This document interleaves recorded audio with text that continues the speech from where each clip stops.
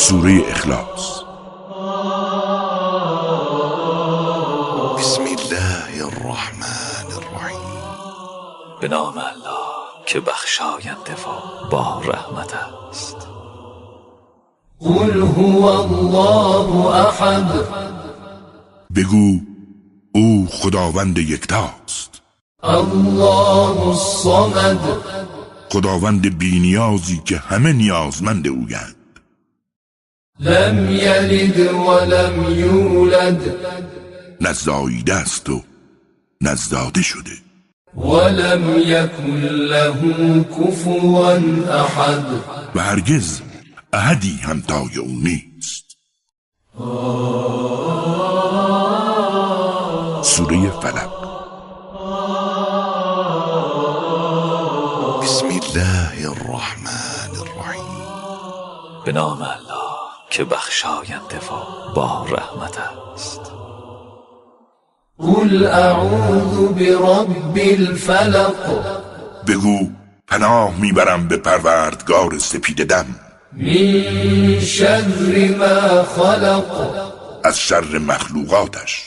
و من شر غاسق اذا وقب.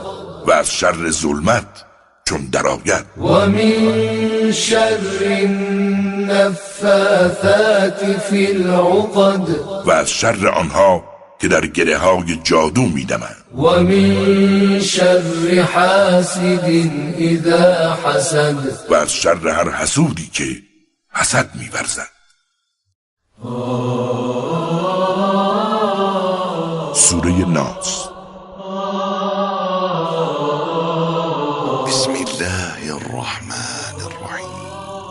به نام الله که بخشاینده و با رحمت است. قل اعوذ برب الناس. بگو پناه میبرم به پروردگار مردم. ملک الناس. فرمانروای مردم. اله الناس. خدای مردم.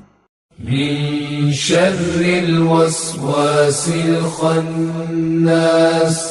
از شر وسوسه‌گری که از نام خدا می‌گریزد. الذي يوسوس في صدور الناس. همان که در سینه‌های مردم وسوسه به پا می‌کند.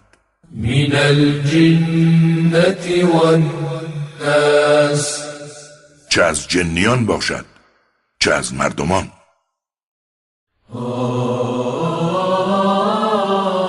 سوره کافرون.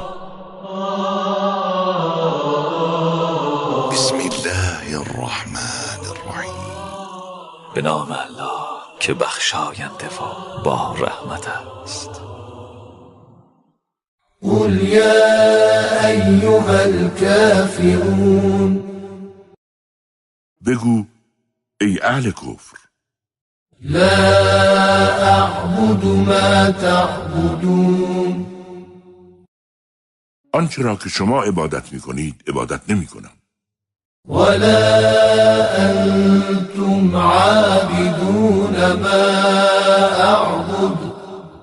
شما نیز آنچه را من عبادت می‌کنم عبادت نخواهید کرد. ولا أنا عابد ما عبدتم. پس من پرستنده چیزی که شما پرستش می‌کنید نیستم. ولا أنتم عابدون ما أعبد. شما نیز پرستنده آنچه که می‌پرستم نیستید. لكم دينكم ولي دين.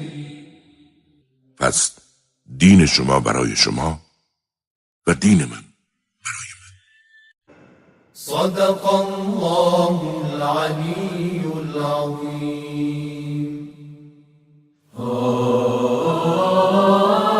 راست گفت خداوند بلند مرتبه و عظیم.